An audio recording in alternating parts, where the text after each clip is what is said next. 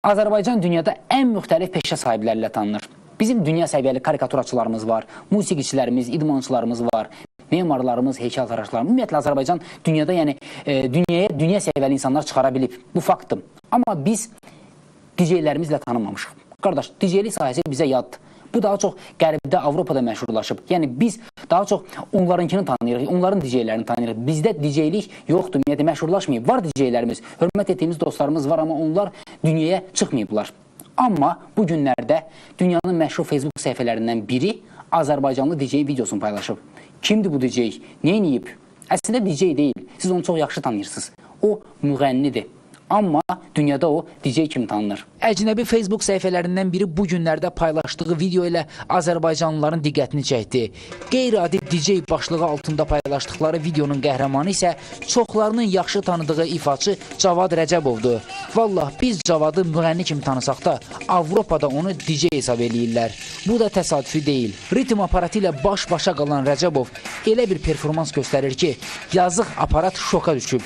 Əli ayağı olsaydı, hətta gürültülü formada alqışlayardı da.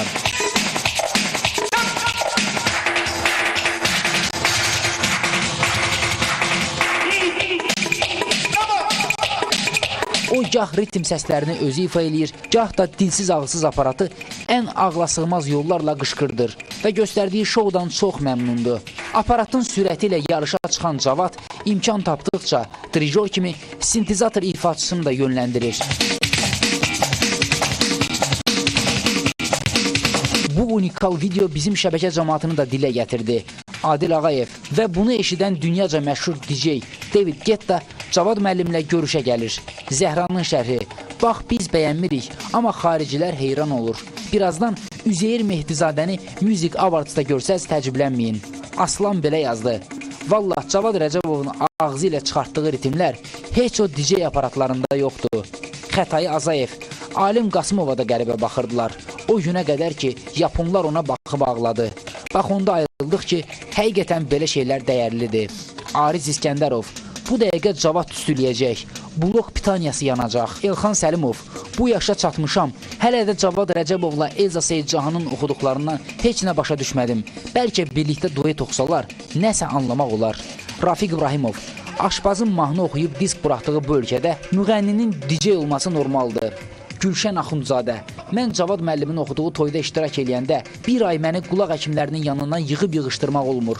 Akşin Fətəliyev: məni qınamayın, amma o aparat məcbur olub o səsi çıxardır. Bilir ki, Cavad müəllim ondan əl çəkən deyil. Ədalət namına deməliyik ki, bir neçə dəqiqəlik şıdırğı şovdan sonra Cavad Rəcəbov aparatdan əl çəkir və bu əlbəyaxa ifa sona çatır.